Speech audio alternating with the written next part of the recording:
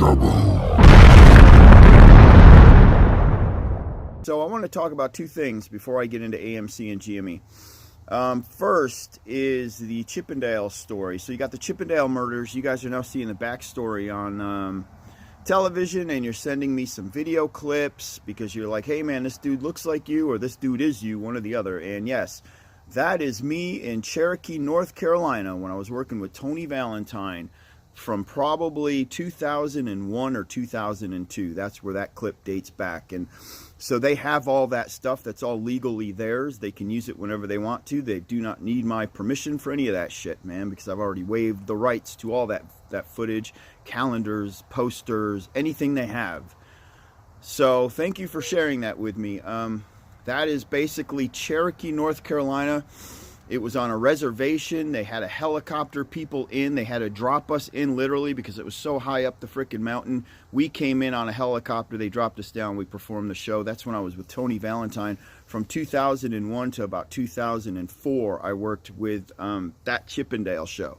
They were the Chippendales, the touring Chippendales, while one of the other were on hiatus due to rape charges. They couldn't tour. We were the only show allowed to tour, and it was the Tony Valentine Chippendale. So that's where that footage came from.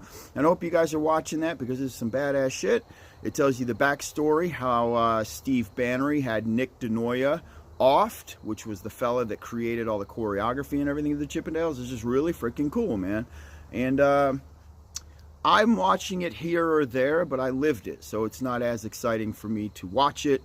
And it kind of stirs up old mixed emotions with me, and that's why I steer clear of watching stuff like that, because it took me a long time to get out of it and get on with my life, and I don't want to accidentally flip a switch in my head by watching that shit. But thank you anyway for sending me those clips. Second, the Will Smith bullshit. Look, really, he's going to get away with that. He's probably have had that award taken away from him just because, you know, bro, you're promoting violence. I mean, it wasn't even worth it. She's cheated on you. She's treated you like shit. And now this is what you do? Come on. So, no, I think Will Smith is just a schmuck, and he was just made a fool. Chris Rock, that's his name, right? Chris Rock really had every right to hit him back, but he didn't. He was the bigger freaking man, if you ask me. They're in the comedy business. If you can't take a blow, brother, don't give a blow. But that's the business you're in. So, okay. That's my stance on that.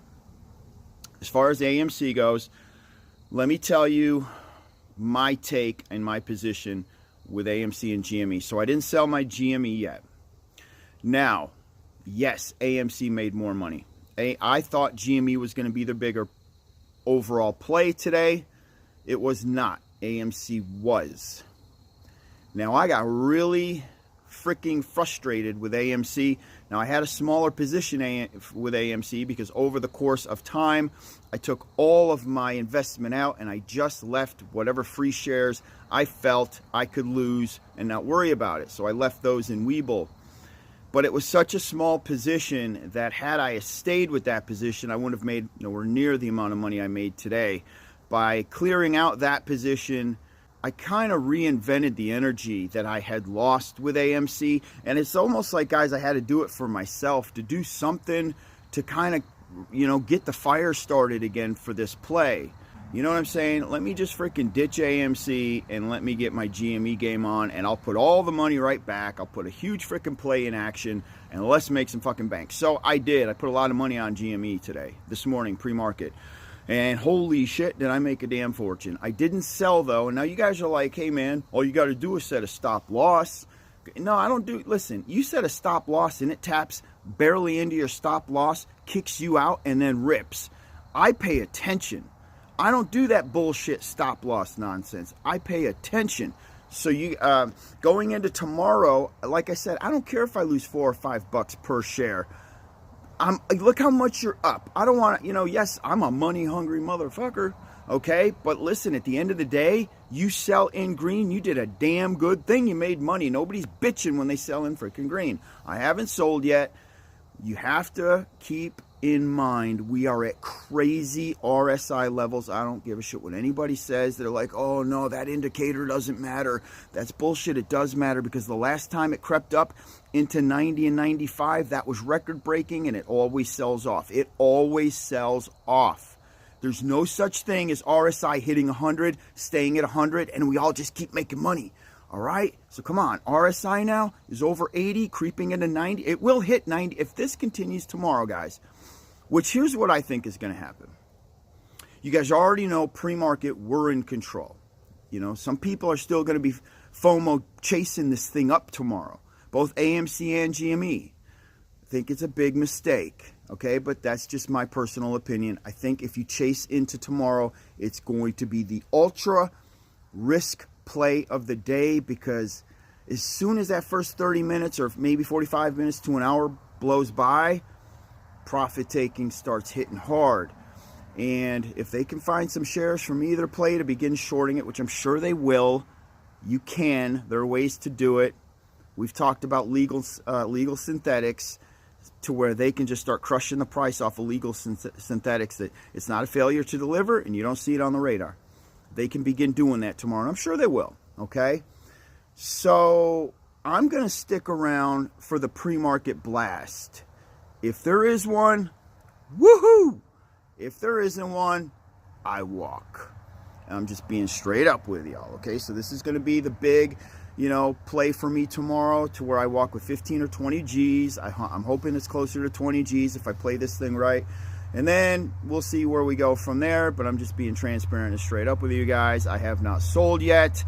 But just because I'm back in GME doesn't mean I believe that there's a $10,000 MOAS payday coming around waiting for me. And that's where my head's at. That isn't where my head's at. I hope the best for all y'all that does happen. But my plan of attack is I want to make money every day in the market. But I want to make realized gains. You see what I'm saying? Not unrealized gains. I want the actual money. And so I want to do this every day, or I like to get 3-4 good trades in a week. And just this is how I do it. I apologize if any of y'all moved out of AMC and you didn't catch my GME video that I was moving into that play, and you missed this. If that happened to you, I fucking am sorry. That is not why I am here. I'm not trying to do that. I'm not trying to cost anybody any money at all. So at the end of the day, guys, I am still in. I'm waiting for tomorrow's open, and I am glued. Literally, I'm probably going to postpone my training so that I can glue myself to the screen and exit at the precise time that I want to exit without having to set a stop loss. I don't get into that stop loss bullshit.